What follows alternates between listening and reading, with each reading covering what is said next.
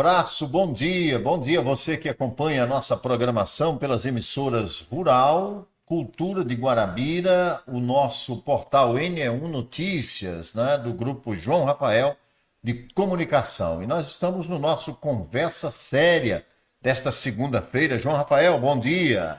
Bom dia, Fernando. Bom dia a todos os nossos ouvintes das rádios Cultura e Rural de Guarabira. É uma satisfação também conversar com os nossos internautas, que fica sempre ligado no portal NE1 e através do YouTube, do Facebook, estamos sempre colocando as nossas ideias, as ideias que nós recebemos também dos nossos amigos, exatamente para dar conhecimento à população daquilo que vem acontecendo na nossa região, no estado da Paraíba e, consequentemente, também no Brasil. Estamos aí passando por eleições, já vindo aí, Copa do Mundo, São João já se despedindo. Como é que o senhor está vendo aí? Isso mexe com a economia? Claro, isso mexe com a economia e não é um ano comercial, literalmente, de alto consumo, não é. Toda vez que tem eleição, o consumo tende a cair. O que levanta um pouco o consumo é mais festividades. A essas festividades juninas levantou um pouco o mercado. Creio que o Dia dos Pais também vai ter bom movimento. Mas hoje, Fernando, começa o mata-mata, né, da Copa do Mundo. Copa né? do Mundo, E a seleção brasileira joga a partir das 14 horas de hoje, exatamente para que a população possa acompanhar. E vamos torcer que o Brasil passe pelo adversário para seguir em frente nessa rumo a esse hexa que é tão esperado há muitos anos já, há bastante anos, que o Brasil não vence uma Copa. Muito bem. Falando de futebol e de festas juninas, mas vamos falar da economia no geral, senhor João. Grandes grupos de atacadistas, né, estão instalados no Brasil e de repente a gente observa uma bandeira vai mudando, né? Alguém compra outra bandeira e tal, e a população vai acompanhando meio que sem entender. Como é que o senhor vê isso? Na verdade, você pode entender que, na minha concepção, para o consumidor isso não é bom. Porque na medida que diminui a concorrência, vai virando aos poucos uma espécie de um monopólio. E monopólio não é bom, porque aí você, sendo o dono do monopólio, você vai ditar preços. Então, bom mesmo é quando uma cidade como, por exemplo, Guarabira ou Campina Grande ou uma outra cidade desse nível tenha dentro dos seus estabelecimentos comerciais e empresariais pessoas da mesma cidade. Porque aí gera uma concorrência e ao gerar a concorrência, quem está ganhando é o consumidor. Não é bom que nenhum tipo de produto seja distribuído por uma instituição só, por uma empresa só. Eu não concordo com o monopólio. Eu acho que quanto mais tem alternativa e competitividade, olha, tem outro ramo que está monopolizando muito, que a população tem que tomar cuidado, é o ramo de farmácia. As farmácias, elas vêm aos poucos se juntando em uma só rede. Por que cresce tanto esse ramo? Né? Não é que cresceu, o cara vai comprando, vai arrumando crédito e vai negociando. E as pessoas também, muitas vezes, Fernando, vai se distanciando da realidade mercadológica. Você começa a desestimular ou você chega numa idade em que é obrigado a repassar aquela casa comercial para os seus filhos e muitas vezes não é a vocação dos filhos. Os filhos têm uma outra intenção de outras atividades. E com isso há uma queda. E ao acontecer a queda, o concorrente vem e tenta comprar exatamente para cada vez mais ficar forte naquela região, naquela cidade, naquele bairro. E isso não é bom para o consumidor. O consumidor cada vez vai perdendo espaço dentro da própria cidade. É claro que é bom ter estabelecimentos comerciais fortes na sua cidade, porque gera emprego, eu concordo, mas bom mesmo é que o estabelecimento comercial, por exemplo, e aqui vai uma publicidade gratuita, seja de pessoas da própria cidade, como é o caso do Supermercado Real. O Supermercado Real é de Guarabirense. Então faz bem comprar no Supermercado Real, porque você está dando a oportunidade ao crescimento. Porque na hora que uma instituição como uma instituição religiosa ou qualquer tipo precisa de uma colaboração para um evento, vai exatamente e procura aquele estabelecimento e os seus proprietários, os seus administradores, conhecem todo mundo e geralmente colabora. Quando é uma empresa de fora, você não tem com quem falar. O gerente que está ali é uma figura de papelão, ele não decide nada, você nem conta, você não consegue. Aí você começa a encontrar dificuldade nessa área. Não existe uma reciprocidade dentro da própria cidade. Então é bom que se entenda isso. Valorize o comércio da sua cidade, por pequena que seja, mas valorize o comércio. O supermercado do bairro, a farmácia da esquina, valorize isso porque é um fortalecimento para a nossa própria economia.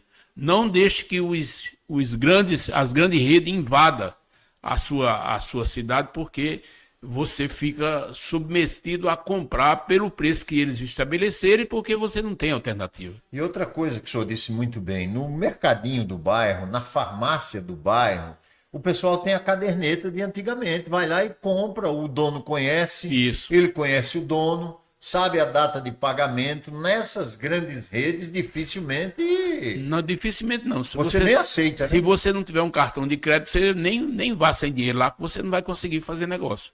Se você tiver um cartão de crédito, você ainda vai lá, parcela, mas isso também pode ser na farmácia da esquina da própria cidade, porque, como você disse, o dono lhe conhece, sabe onde você mora, e não é por causa de uma falta de um pequeno recurso que ele vai deixar de lhe atender. Então, valorizar isso é muito importante. Aqui em Guarabira, ainda, nós contamos com um grande supermercado de bairro. Nós temos um supermercado ali na rua São Manuel, sim, que é um dos supermercados que mais fatura, que mais vende, que tem uma clientela fora do comum. Eles dão um atendimento excepcional, fazem a entrega em casa, eles fazem a base da caderneta, o antigo fiado, porque conhece o pessoal, sabe onde mora, e o pessoal volta para pagar e volta para comprar. Então é um cliente fixo que a pessoa passa a ter.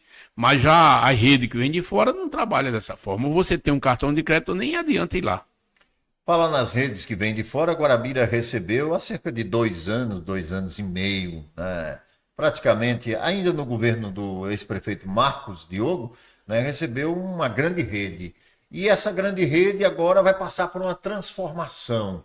Ou seja, ela vai continuar em Guarabira, mas com outro nome, com outra bandeira, né? O que é que a gente observa? A gente espera, deseja que os empregos sejam mantidos, né, Sr. João? Exatamente, porque está havendo já uma admissão, não aqui em Guarabira, mas em outras cidades já existe demissão nessa rede, porque, não sei, a população tomou conhecimento que houve um prejuízo financeiro por parte da administração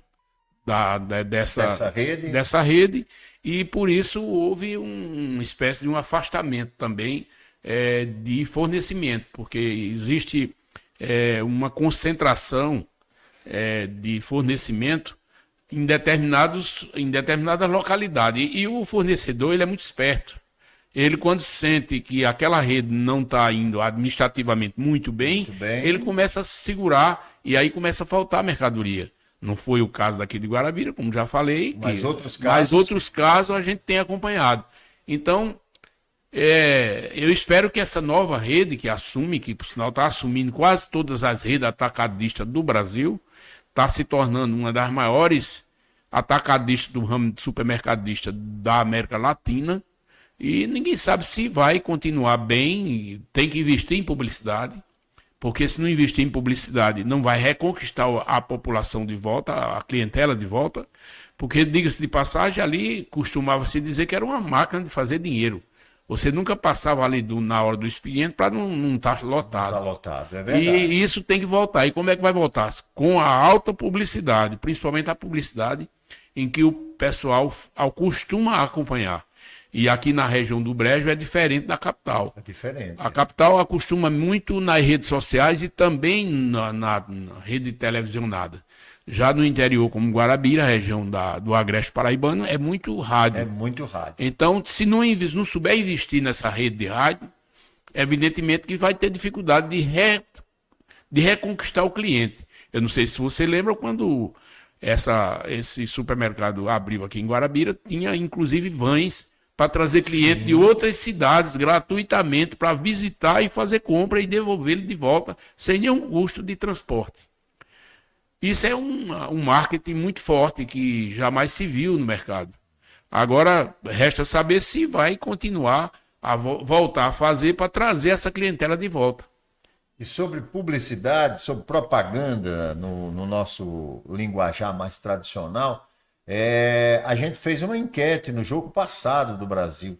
Nós recebemos em menos de uma hora 107 participações de pessoas e outras pessoas trouxeram listas de pessoas para concorrer ao brinde, né, que a emissora rural, que é a emissora do Grupo João Rafael, estava realizando naquele dia, ou seja, o rádio forte. E a gente estava no Rio Grande do Norte, em toda a nossa região, o rádio se mantém muito forte, né, Sr. João? Exatamente. E resta falar também de que foi num dia feriado, manhã feriada, mas o pessoal estava ouvindo o rádio. Que as pessoas se desligam porque... É festa, chega com ressaca, vai dormir, mas você viu que os ouvintes estavam atentos àquilo que estava acontecendo naquele momento.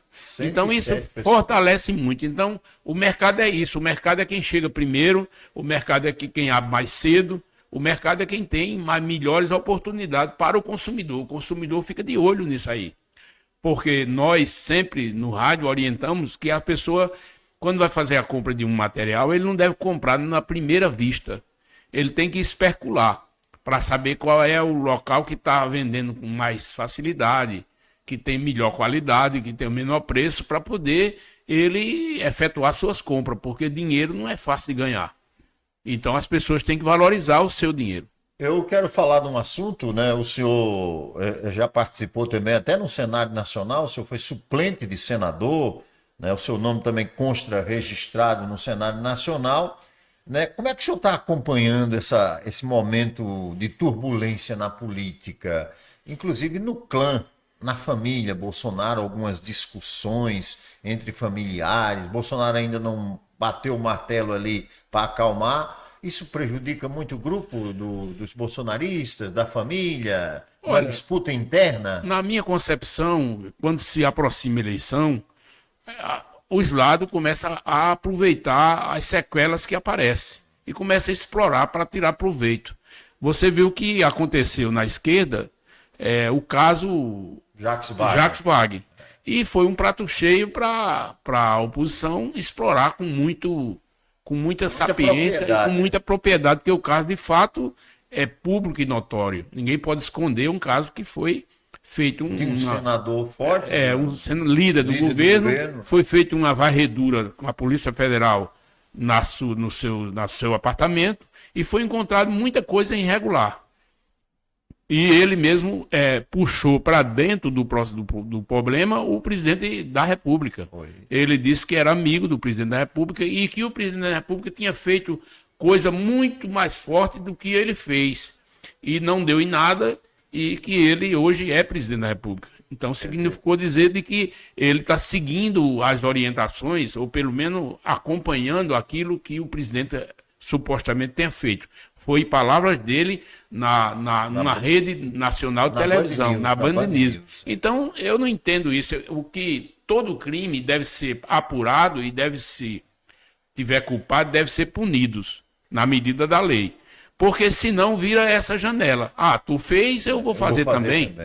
Não deu em nada, você fez, tu fizesse pior do que eu, por que é que vai me penalizar? Não é isso? Então, quer dizer, são coisas que a gente, no decorrer de um processo eleitoral, vai descobrindo.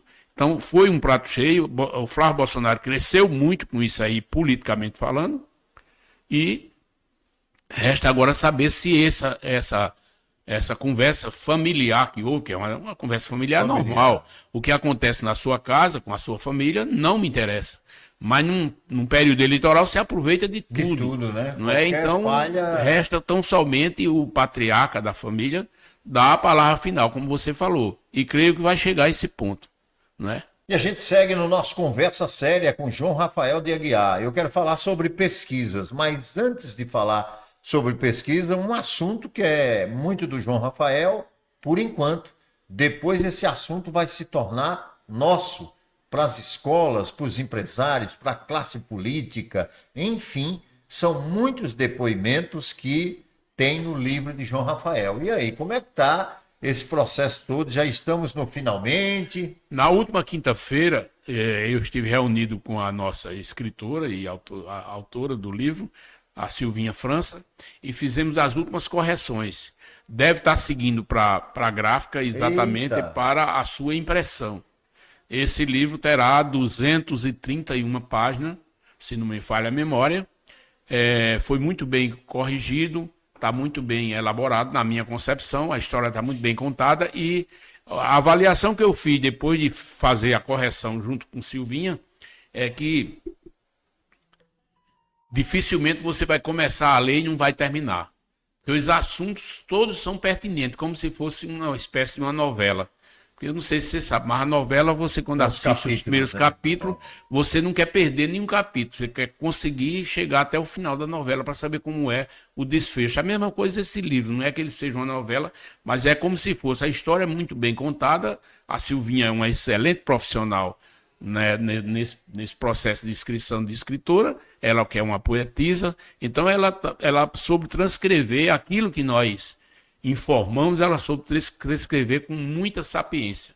Tem muito depoimento de pessoas que nos conhecem, pessoas que conhecem a nossa trajetória, e eu tenho certeza absoluta que o leitor vai ficar satisfeito com a publicação desse livro. Muito bem. Tem depoimentos importantes, pessoas, né, do alto escalão, da política da Paraíba, outros depoimentos. E tem muitos amigos também. Que você só vai saber depois do livro, né? Porque a gente contar aqui agora, nós vamos ficar. Mas parabéns pela sua história, né? A história de muita luta, né? Um cidadão que saiu da sua cidade, né?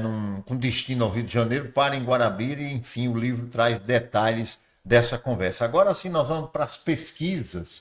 O que é que o senhor está acompanhando? São tantas pesquisas, a gente fala diariamente, pesquisa que sai, e enfim, o povão fica confundido, não? Ou não? Eu creio, Fernando e ouvintes, que pesquisa hoje ela está se tornando quase uma coisa de mercadoria, um processo mercadológico. Vamos dizer, você entra num mercado e lá você tem vários produtos. Leite, por exemplo, você tem a marca tal, marca Y, marca X, mas você tem a oportunidade de escolher o melhor ou escolher o mais barato. Se você escolher o mais barato é porque lhe interessa pouco aquele produto. Se você escolher o melhor é porque você está interessado no produto. Então a pesquisa, na minha concepção, a pesquisa está se tornando isso. Alguém manda fazer, seu bel prazer, paga, não existe uma correção, porque não se tem o número de pesquisados por regiões, muitas vezes por cidade também, porque a realidade de uma pesquisa em João Pessoa é um resultado. A realidade de uma pesquisa no Agreste Paraibano, na região da Grande Guarabira, é outro resultado. Na região de Campina Grande é outro resultado, no Sertão Paraibano é outro resultado. Mas não há detalhe quantas pessoas estão sendo pesquisadas e qual a faixa etária dessas pessoas. Por idades ou até por sexo também, que você sabe que na Paraíba existe 52% do sexo feminino, não é? Então, resta saber se está sendo pesquisado a mesma quantidade de mulheres e a mesma quantidade de homens. Se assim estiver sendo feito, está errado. Porque se tem um número maior de habitantes desses sexos, tem que ser pesquisado também um número maior. Mas a pesquisa não traz em detalhe isso, traz números. E aí joga no ar e quem for fraco que se tore, vamos dizer assim. Aí eu não acredito muito que essas pesquisas tragam uma realidade até futura, não pode. Talvez traga de momento, é claro que toda pesquisa é momento, mas a eleição vai começar ainda os debates, depois do registro das candidaturas vai começar os debates, vai começar as discussões, vai começar a apresentação dos projetos administrativos de cada candidato, seja para governo do Estado, seja para senador da República, né? Vem o guia eleitoral, seja para presidente da República. Aí você vai ver quem tem possibilidade de vencer as eleições. Hoje é muito prematuro ficar vibrando por conta de uma pesquisa. Meu candidato vai vencer. Tenha muito cuidado com isso aí, porque não é bem fácil tomar uma decisão agora, ainda de dizer eu vou votar porque fulano vai ganhar. Primeiro, nunca se deve votar dessa forma. Deve votar em quem tem proposta com qualificação de melhorar a situação de cada cidadão. Se não tem, é melhor você escolher uma outra pessoa por outra razão para poder votar, porque o seu voto é uma arma, não pode ser desperdiçada. Muito bem. Estamos com o nosso Conversa Séria. E agora, nessa próxima fala, pegando aqui a carona no livro do João Rafael, nesse nosso capítulo de agora, vamos falar de carros híbridos, carros que estão chegando no mercado, que estão cada vez mais sendo apresentados e que as pessoas no começo estavam meio temerosas, estavam assim meio com medo de ter um carro desse. E agora? Olha, Fernando, eu comparo o processo hoje de carro elétrico e de carro híbrido, que é praticamente a mesma coisa, com opções diferentes, como a época em que surgiu o telefone celular. Ninguém queria se desprover de forma nenhuma do telefone fixo, porque era mais confiável, tinha mais segurança naquilo que você ia falar. Mas hoje ninguém trabalha sem um celular. O celular tornou-se o quê? Uma arma de trabalho.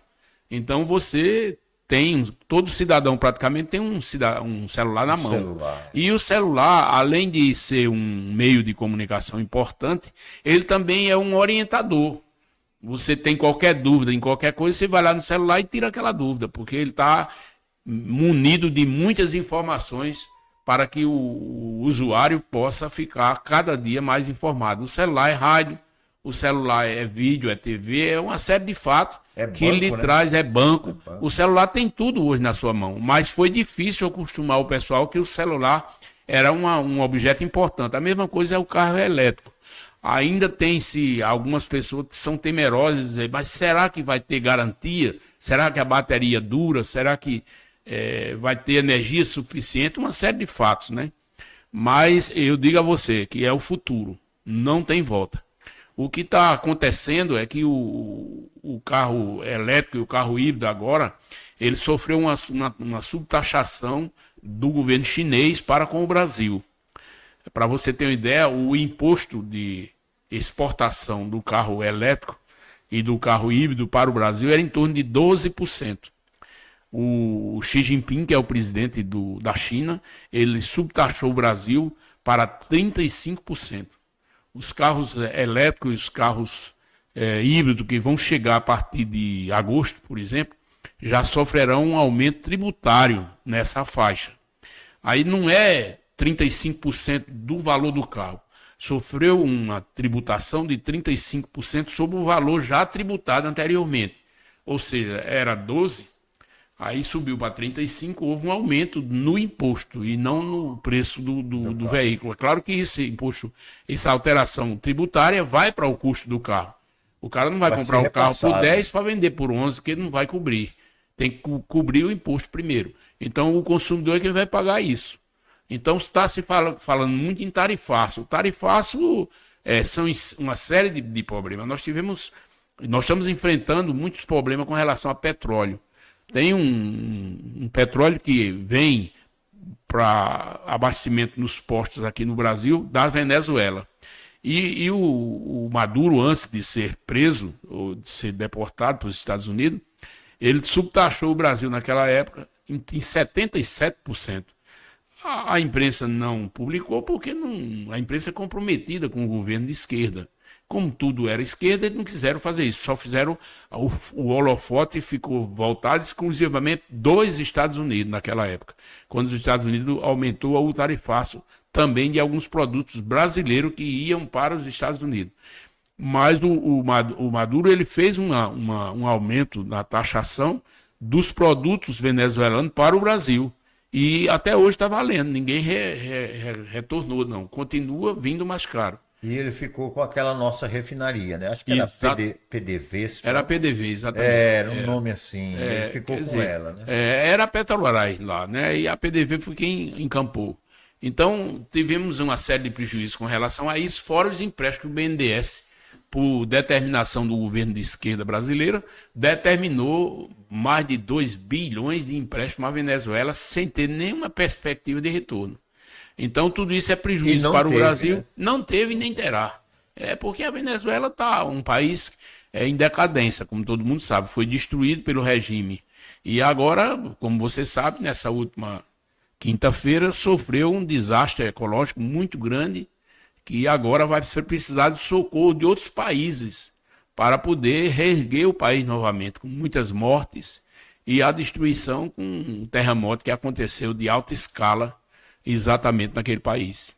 Muito bem, esse é o nosso Conversa Séria, recebendo aqui o empresário, né, diretor-presidente do grupo João Rafael, né, inclusive a gente quer mais uma vez, nós estamos na expectativa, né, da chegada do livro, da história de João Rafael, que você pode até não lembrar, mas ele já foi taxista, já vendeu produtos nas portas das pessoas em diversas cidades, enfim, até chegar hoje nesse patamar, mas ele mantém a tranquilidade e é o mesmo João Rafael, com mais experiência, é claro. Queria que o senhor finalizasse aí a nossa participação aqui no nosso Conversa Séria. A conversa foi mais séria do que eu pensava, viu? Ô, Fernando, sempre é séria a conversa, né? Mas eu quero agradecer a você que participa sempre comigo, e outros amigos também do grupo participam, cada um com a sua experiência, com a experiência que vocês têm, e dizer que para mim é um motivo de alegria e satisfação continuar com esse podcast, que foi uma ideia da minha neta.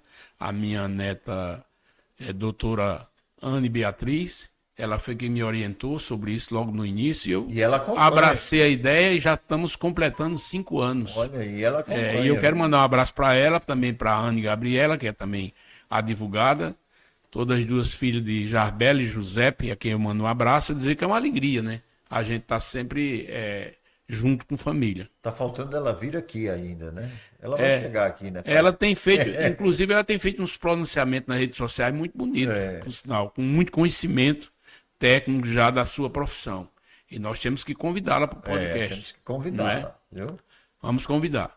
Muito bem, um abraço. Um abraço, que Deus abençoe, e vamos torcer pelo Brasil daqui a pouco. Torcer pelo Brasil daqui a pouco, às 14h, viu, gente? Aqui vamos acompanhando o nosso Conversa Séria. Até segunda-feira, se Deus quiser.